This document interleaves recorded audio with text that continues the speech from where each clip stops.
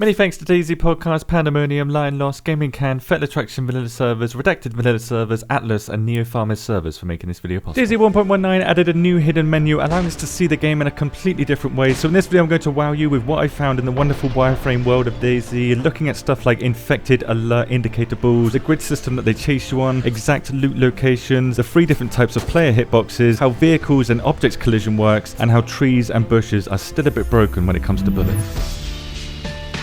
There are several hitbox options in this new menu, but the most interesting ones are the model hitboxes, bullet hitboxes, and collision hitboxes. Model hitboxes simply display the model that textures or images get attached to when we see the model in the game, making them technically not hitboxes. They're more like wireframe meshes that images get attached to, as you cannot shoot or collide with these models. This was recently proven in my hitbox video, where the hitbox of a player is the same for female and male, but just to remove any shadow of a doubt here, that female hitboxes are not smaller than males, we can now display bullet hitboxes in the game, and this is what equality looks like, guys. DayZ devs are woke as hell. Now if you didn't guess already, bullet hitboxes show how the DayZ engine renders the objects that bullets can interact with. In most cases these bullet hitboxes fit nicely onto the models that we were talking about earlier of players, objects, or buildings in the game, but sometimes these hitboxes are very PlayStation 1, for example when infected they look very strange, with bushes and trees gaining some very weird issues with how bullets interact with them.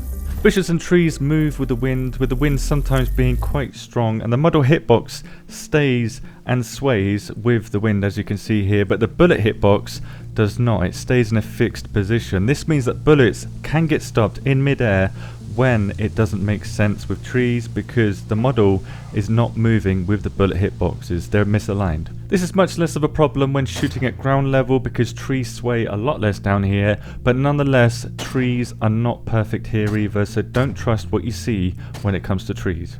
When it comes to bushes and foliage in general, bullets sail straight through them and damage players inside mostly without any issues, unlike earlier versions of DayZ, which resulted in a lot of frustrated players.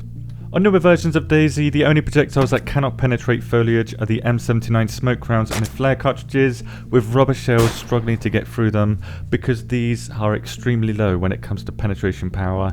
Every other projectile goes through bushes and these trees very easily, so no, bullets do not get tanked by bushes anymore in DayZ. That's the end of the story, but do be aware that the center of these trees is a solid lump of wood, as seen here. The only problem that I found with foliage is that items that could tank all bullets, like car radiators, no longer do inside of these hitboxes like bushes. I'm guessing the bush hitbox overrides what's inside it. So when placed in another hitbox, the dropped item can be shot through without any issue, even though outside of the hitbox it can't be, but it still takes damage inside the bush. This doesn't work against players, infected, vehicles, or trying to shoot through a player-built structure. I tested all of this stuff, but it does work against all handheld items and ground items that could potentially protect you. So technically, in this case at least, you are less protected inside bushes and trees.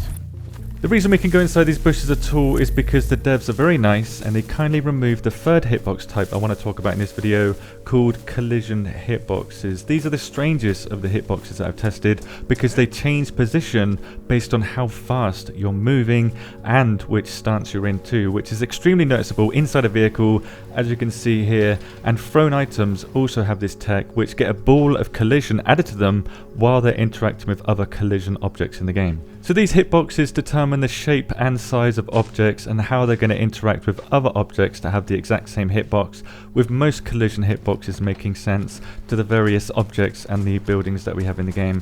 In some cases it's not very pretty, but it works. To demonstrate how they're different from bullet hitboxes though, you can shoot through this collision hitbox here on this tank, but you can't travel through it because the collision hitbox is around the side, very big, but the bullet hitbox is much tighter to the model. Coming back to trees, this becomes a problem because these trees have collision hitboxes on them too and keep their hitboxes when they're cut down, which means you can create roadblocks with certain types of trees or completely destroy your vehicle if you get too close to one, so be very careful with cut down trees in DayZ. While driving at speed, the collision hitbox extends itself forward the faster you go, like I said earlier, which explains why vehicle crashes don't suddenly stop your vehicle when you crash into something. They kind of slow down gradually because the model is always chasing the collision hitbox. This would also explain why vehicles do that crazy shaking sometimes, because the collision hitbox is misaligned to the model of the hitbox, and the model is trying to get closer to the collision hitbox, but the collision hitbox is inside something that the model can't get to, and it causes this violent shaking instead. If this is the case, and again I'm just guessing here, player hitboxes might get trapped inside corners with infected, and infected can attack them while the model of the player, what appears on your screen, is far away from the infected. So you can get hit by infected due to misalignments of the hitboxes in the game. There's several different hitboxes. When they become misaligned, this crazy stuff starts happening. All of these issues used to be much worse in previous versions, and 1.19 has helped dramatically when it comes to this stuff, where infected didn't have any collision hitboxes before, and they used to run through every building. This was very early in development though.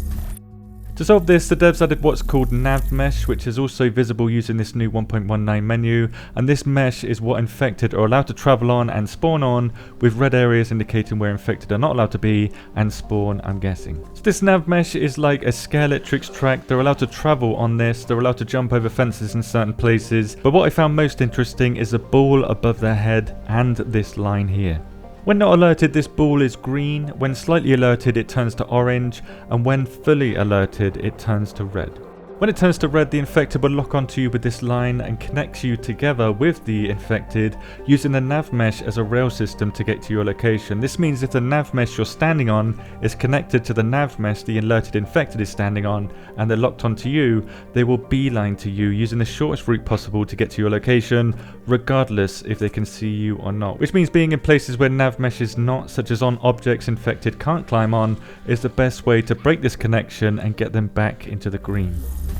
Finally, for this video, it's possible to see the loot tags of buildings and objects used in this menu too, and the individual spawn points inside those buildings or objects too, with the height and width of each spawn point dictating what will spawn there. This means that items that you see spawn in certain locations, in certain buildings or certain objects, will most likely spawn there again due to how the size of the object fits nicely into that spawn point. So if you find something in a certain location, you're most likely going to find that exact item there again.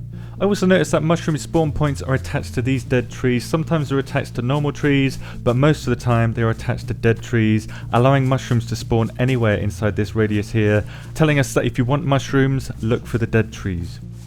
Now, while this video isn't packed with game-changing info, it's interesting to see the world of DayZ in a different light and show the underappreciated modders of the DayZ community what amazing tools are available to them in 1.19. Thank you very much, devs, for giving us these tools. They're awesome. If you want to learn more about this new hidden menu, check below. Thank you very much to DeOne for all of his help, because I'm a complete pleb when it comes to all this modding stuff. Thank you very much for watching, and have a good day.